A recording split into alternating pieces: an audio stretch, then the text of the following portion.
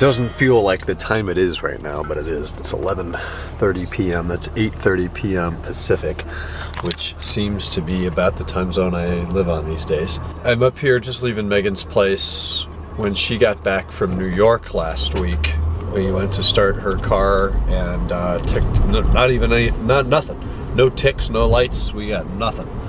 So we assumed it was the battery. I was headed to Las Vegas the next day, and she was going down in southern Ohio to a ranch where she's been with her family for the last several days. So we left it.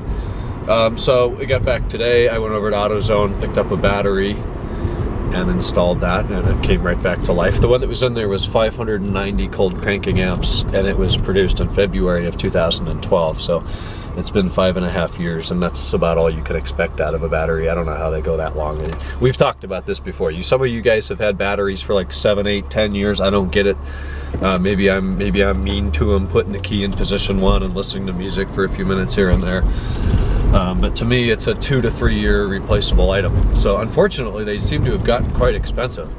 Chevy Aveo battery was $180. Now there's an $18 core refund that I'm going to get when I turn the other one back in, and then additionally there was a $20 rebate that's going to be in the form of a gift card. So I would rather that be a credit card, whatever, but you know, same value. I just have to go and spend it at AutoZone now. So anyways, I put that in, no problem, easy peasy, car starts right up. Otherwise today, so I got to bed, I talked to you guys early this morning.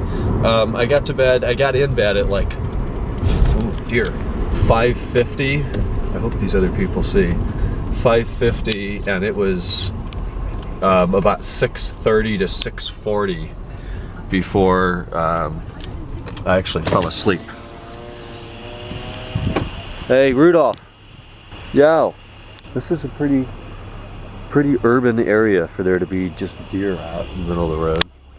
The other one's over there. Got to bed really late, got up late too. It was like 2:15 before I woke up. I wasn't mad about it. I was worried it would be like 4 or 5, so whatever, 2:15 is no big. I unpacked, I cleaned up the bathroom. My sister's moved back to school, so you know, she moves out of that bathroom, and I'm a lot neater than she is, so I took a bunch of time today to kind of organize the stuff I keep in there and whatever, so that's done. Carry on and checked bag, clean up. Razvan and Sabrina came over and did me a tremendous favor of driving me back from Lyric Motorsport. That would have been a $12 Uber if they weren't able to do that for me. So I don't know if I told you, but the other day, it was the day I left, Sunday. We were working on Kenan's M5 suspension, and I noticed there was this big splotch of black goop, as I initially called it, on my wheel, the front left wheel on the 330.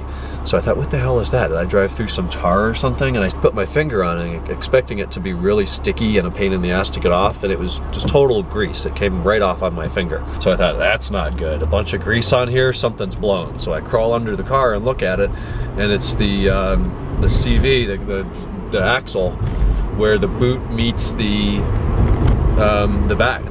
hub. That boot had a hole in it I could stick the end of my pinky finger in, and all of the grease had spun out all over the rear part of the carrier, the brake dust shield, the wheel, everything was covered in grease. It was marvelous.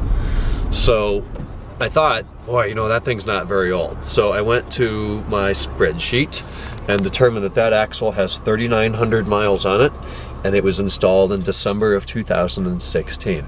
So why the hell has the boot failed already? Now, for starters, it's not a genuine BMW part. Those axles are around $2,000. I'm not sure why. It's a piece of steel with a U-joint covered in a boot filled with grease on both ends. That should probably be about $8 in materials. I could see maybe $200 for the axle. But no, $2 grand. So I don't know what brand it is. They charged me $92 plus labor for it. It was still like a $750 bill to put that thing in, although they did replace a caliper and a motor mount at the same time, 3,900 miles ago. So that's dicked. But today I dropped the car off over there. They're looking into contacting their supplier and seeing what we can do about having that taken care of. So hopefully that works out. I don't want to pay for it again. An axle is something that should last at least 100,000 miles, if not 150, if not 200. especially seeing that that one is new and in the front, so it's dealing with less torque, but it's moving a lot. So I understand that that one would probably wear sooner. Anyways, I'm not gonna talk your ear off here all night. I am gonna head back. I'm not even close to tired. I sure don't want to stay up another 7 hours though, so I'm not sure how that's gonna go. I have some emails, and I think I did get yesterday's vlog up already. There's some crap in the garage I gotta clean up still. But I'm gonna go to bed. Tomorrow's Friday. Megan's gonna come down tomorrow night, and I don't know what else is going on. So this windshield's fogging over like crazy. I don't know why I'm pissed about that. But we'll talk tomorrow on Friday. So I hope you guys enjoy the week. Good night.